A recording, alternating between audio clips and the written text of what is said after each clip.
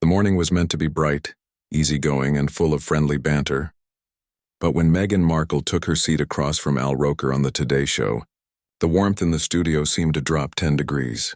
What began as a typical celebrity segment quickly morphed into a battle of tone and restraint, a subtle but unmistakable clash between one of America's most trusted hosts and one of Britain's most polarizing figures.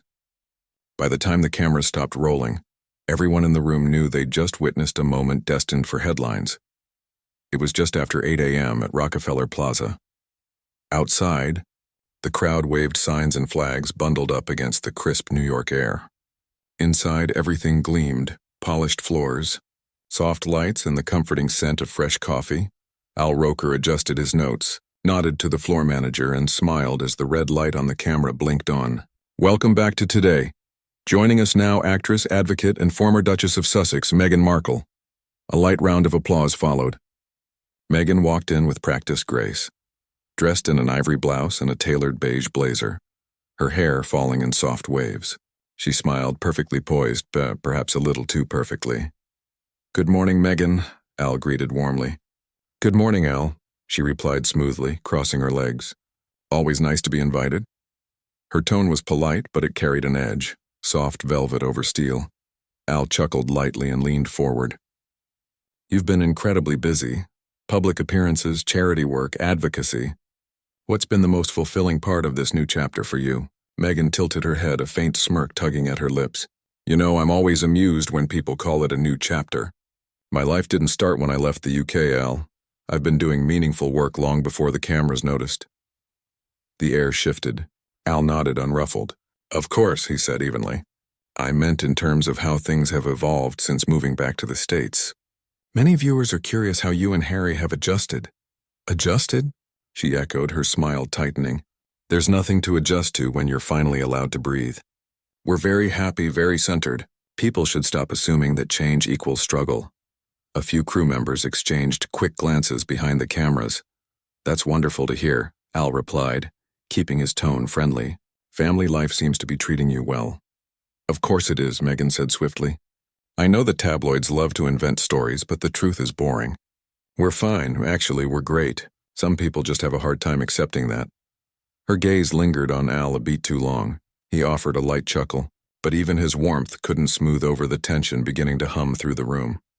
"Let's talk a bit about the royal family," he ventured carefully. "There's been so much discussion about your time in the UK looking back. Do you have any regrets about how things unfolded?" Meghan's lips curved, somewhere between a smile and a warning. "Regrets? No. I think the real question is whether they have any. I made choices for my well-being, and that's something people still seem allergic to understanding." Al gave a brief, thoughtful nod. "That's a fair point. But you've spoken before about compassion and healing." "Exactly," she cut in. "And healing doesn't mean revisiting the past every time a journalist needs a headline." The studio went quiet. Even the steady hum of the lights felt louder. Al took a measured breath. "All right," he said evenly. "Let's pivot for a moment. How has life in California been for you and your family?" Meghan seemed to ease, at least on the surface. "California is home. The sun, the openness, and it's miles ahead of certain other places." "Like England?" Al asked, smiling gently. She arched a brow. "You said it, not me." He laughed softly, trying to break the ice. "Do you ever miss it? The royal duties, the traditions? Miss it?" She echoed, leaning forward slightly. "No one misses being micromanaged by centuries-old customs. It's the 21st century, Al. I prefer building my own traditions when without the hierarchy." "Fair enough," Al replied smoothly. "Speaking of traditions, you've had quite a career shift over the years. Any chance you'll return to acting?" Meghan let out a quiet laugh, one that didn't quite reach her eyes. "People love to ask that, don't they? I've moved on, Al. I don't live in reruns." He smiled politely. "Of course. But your fans are wonderful," Meghan said, cutting him off again. "As long as they understand boundaries. I'm not a character anymore, Al. I'm a person." A flicker of silence filled the space before Al replied gently. "Of course you are," he said, his tone soft. "And we're grateful you're sharing your story with us this morning." Meghan tilted her head, that polished smile tightening just slightly. "Well," she said evenly, "some stories are worth hearing. Others just keep getting retold by the wrong people. The music cue swelled, signaling a commercial break. Meghan smoothed the sleeve of her blazer, her gaze still locked on Al's as if daring him to push further. The tension was subtle but unmistakable, the quiet hum before a storm. Somewhere in the control room, a producer muttered what everyone was thinking. This is going to blow up before the hour's over. When the broadcast returned, the mood hadn't softened. If anything, it had thickened. The studio lights felt harsher, the air heavier. Al Roker straightened his tie, his smile steady but his eyes more cautious now. Meghan sat perfectly composed, regal posture, hands folded neatly in her lap, expression unreadable. "Welcome back to today," Al began smoothly. "We're here with Meghan Markle talking about her work, her journey, and her life after the royal family." Meghan's lips curved into a polite smile. "If by after you mean finally living life on my own terms," she said lightly, "then yes, that's exactly it." Al chuckled. "That's a good way to put it. Now, Meghan, you've spoken a lot about freedom and independence. What does that look like for you these days?" She tilted her head slightly, eyes narrowing just enough to draw the camera in. "It looks like peace. It looks like waking up without someone telling me what to wear, how to act, or when to smile." "That sounds liberating," Al said, "but some have suggested the media attention hasn't really gone away, that it might have even increased. How do you deal with that?" Meghan laughed, not a soft laugh, but one with an edge. "Deal with it? I don't deal with it, Al. I rise above it. There's a difference. People can speculate all they want. It doesn't define me." The superiority in her tone was faint but undeniable. Al felt it, that invisible friction building between them, yet he pressed on with careful precision. "You mentioned speculation," he said evenly. "A lot of that focuses on your marriage. How are you and Harry doing these days?"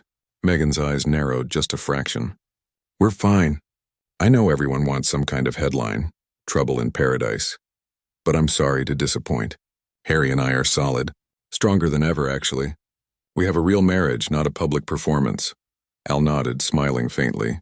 "That's good to hear. There were rumors recently about you two living separately for a while." "Rumors are what the media does best," she cut in sharply. "Maybe that's why people struggle to tell truth from fiction." The control room fell silent. Even the floor manager shifted uncomfortably. Al, ever the professional, gave a small diplomatic laugh. "Well, Meghan, we like to give our guests the chance to set the record straight. It's part of why you're here." "I didn't come here to clear anything," Meghan interrupted again, leaning forward slightly. "I came here because people deserve to hear directly from me, not from headlines written by people who've never met me." Her words hung in the air, cool and deliberate. Al nodded slowly. "Understood," he said evenly. "Let's shift gears then. You've built quite a platform here in the States. Podcasts, documentaries, charitable work. What's next for you?" Meghan's smile returned, but it gleamed like armor. "Next? Growth. Evolution. I don't operate on anyone else's timeline, Al. My projects are about purpose, not profit, though I realize that concept might be difficult for some people to grasp." There it was again, the soft jab wrapped in diplomacy. Al kept his expression neutral, though the control room could feel the electricity in the air. The storm was close now. "Well," he said smoothly, "speaking of purpose, you recently attended an awards ceremony in London, the same week as a major royal event. Some said the timing felt deliberate." Meghan blinked slowly, a faint laugh escaping her lips. "You mean to suggest I planned my life around their calendar?" "That's adorable," Al smiled politely. "It's just that people notice the overlap." "People notice everything," she said, cutting in again, her tone light but her meaning unmistakable. "That's what happens when you live rent-free in the public's imagination," Meghan said coolly. "But I'm not here to play games with the royal family. I'm here because I earned my place." The edge in her voice was impossible to miss. Al's eyes flickered toward her. Calm, but firm. "Do you still speak to them?" For the first time, Meghan hesitated. "I think some relationships are better left in peace," she said finally, her tone making it clear she didn't plan to elaborate. Al pressed gently. "Specifically with Kate and William? The public always wonders if—" "I'm not interested in discussing people who are part of my past," Meghan interjected sharply. Besides, I find it fascinating that people are still obsessed with whether I text someone I used to share balcony space with. A few uneasy chuckles rippled through the crew. Al forced a polite laugh, though his eyes betrayed a flicker of frustration. He'd interviewed politicians, athletes, even world leaders, but Meghan's mix of charm and condescension was something new. "All right," he said finally, his voice smooth but tighter now. "Let's talk about something lighter. Your life in America. How does it compare?" "Oh, it's incomparable," she said instantly, her smile cool and confident. "The freedom, the creativity, the diversity. It's a far cry from the gray skies and gossip chains of the UK here. I get to choose who I am every day and I don't have to apologize for it." "That sounds wonderful," Al said softly. "Though to be fair, you are quite admired in Britain as well." Meghan tilted her head, her tone dripping with sarcasm. "Admired? Is that what we're calling it now?" "I'd say scrutinized, villainized, maybe even targeted. But sure, let's call it admiration if it helps people sleep better at night." The words were precise, sharp, almost surgical. Al's smile faltered just slightly, but noticeably. He cleared his throat, regaining his composure. "One last thing before the break," he said. "There's been speculation about you returning to acting someday. Is that something you'd ever consider?" Meghan gave a short, dismissive laugh. "Acting? I think I've done enough of that for one lifetime, don't you?" The air in the studio went still. For a moment, even the lights seemed to hum louder. Al looked down at his notes, then back up at her, meeting her gaze squarely. "That's an interesting way to put it," he said finally. "Honesty is interesting, isn't it?" Meghan replied smoothly. "Sometimes," Al said softly, "and sometimes it's just unkind." For the briefest moment, Meghan's expression flickered, a crack in her composure, but then she lifted her chin, voice cool and deliberate. "Well, I've never been one to sugarcoat for comfort." The segment producer made the cut signal, but the energy in the room refused to settle. Al leaned back, taking a slow, steady breath. Meghan adjusted her blazer with mechanical precision, her jaw tight. They were only halfway through the show, but everyone, from the sound tech to the camera operator, could feel it. This wasn't an interview anymore. It was a countdown. When the cameras blinked back on for the third segment, the Today Show's cheerful morning tone had evaporated. The glossy studio set, once filled with warmth and laughter, now felt like a sealed pressure chamber. Even the hum of the lights carried tension. Al Roker sat forward slightly, hands folded on his lap, his tone calm but clipped. Across from him, Meghan Markle looked every bit the picture of composure. Poised, perfect, performing. "Welcome back," Al began, his voice steady. "We're continuing our conversation with Meghan Markle. And Meghan, I'd like to ask about your public image. Something that seems to follow you wherever you go." Meghan gave a faint, knowing laugh. "Public image, and that's such a convenient phrase, isn't it? It makes it sound like there's a difference between who I am and who people think I am. But I don't wake up in the morning asking permission to be liked, Al. I just exist." Al smiled tightly. "I understand. But I think what people are curious about is the contradiction. You've often said you value privacy. Yet you've shared so much of your life through interviews, documentaries, even books. Some viewers wonder, how do you reconcile that?" Meghan's smile thinned, her posture tightening just slightly. "Ah, the famous contradiction question," she said. "I find it fascinating that people have such a hard time understanding boundaries. Sharing my perspective doesn't mean surrendering my privacy. It means reclaiming the story others tried to steal." Al nodded slowly, choosing his next words with care. "So in your mind, that's empowerment." "In my mind?" Meghan echoed, a dry laugh escaping her. "No, Al, it's not just in my mind. It is empowerment. For too long, women have been told to stay quiet, to smile, to be grateful. I didn't move across an ocean to play that part again." Al offered a polite smile. "Fair enough, but some critics have said that projects like your podcast and Netflix special felt less like personal storytelling and more like rebuttals. How do you respond to that?" "Critics," Meghan repeated, the word sharp as glass. "It's always critics, isn't it? People who sit behind screens judging others for daring to live authentically. I don't owe explanations to people who only read headlines." A thick silence filled the studio. Behind the glass, producers exchanged uneasy glances. Al cleared his throat softly, trying again. "All right," he said carefully. "Let's talk about reflection. When you look back at your time with the royal family, what stands out the most?" Meghan paused, then crossed her arms. The performance of it all. The smiles, the ceremonies, the expectations. It's theater, Al. I'm an illusion people prefer to believe. Everyone wants their fairy tale, and I was supposed to play a part in theirs. But that's not me. Her words hung heavy in the air. Al leaned back slightly. You've used that word before, performance. Did your time as an actress prepare you for that environment? A small, humorless smile curved her lips. No acting class on earth could prepare anyone for that kind of scrutiny. Hollywood was honest. It wanted talent and ratings. The palace wanted obedience dressed up as grace. A low murmur rippled from the crew. That's a powerful statement, Al said gently. Do you think that idea, control, expectation, still shapes how you see yourself today? I don't see myself as having a role anymore, Meghan replied, her tone cooling. That's the problem. People want to label me, actress, duchess, activist, villain. Maybe they should try seeing me as a person instead of a headline. Al nodded, though his expression stayed neutral. You've spoken often about the media and control. But do you think some of that same energy comes from how you respond? The way you push back? Meghan's eyes narrowed. Push back? That's an interesting phrase. I just mean, Al continued carefully, you're outspoken. You defend your story. But sometimes that seems to create more controversy. Do you ever worry that your tone might alienate people who once supported you? She straightened, voice hardening. So you're saying honesty alienates people? I'm saying, Al replied evenly, that sometimes delivery matters as much as the message. Her lips pressed into a tight line. So what, Al? I should be softer? More palatable? Smile through the double standards? I've done that, and it didn't work. Al met her gaze without flinching. No one's asking you to smile. Just to remember, and people listen longer when they feel respected. The air grew taut.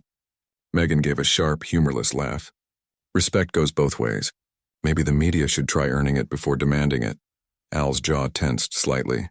The media's job is to ask questions, Meghan. Sometimes difficult ones.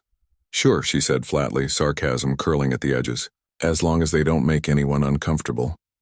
He sighed quietly, glancing toward the control booth. Let's talk about your family. Your late mother-in-law, Princess Diana, is still seen as an icon. Many draw parallels between her experience and yours. Do you feel connected to that legacy? Meghan's expression hardened. Diana deserves peace, Al. She's not a prop for interview questions. I understand, he said softly. I only meant no, Meghan cut in, her tone icy.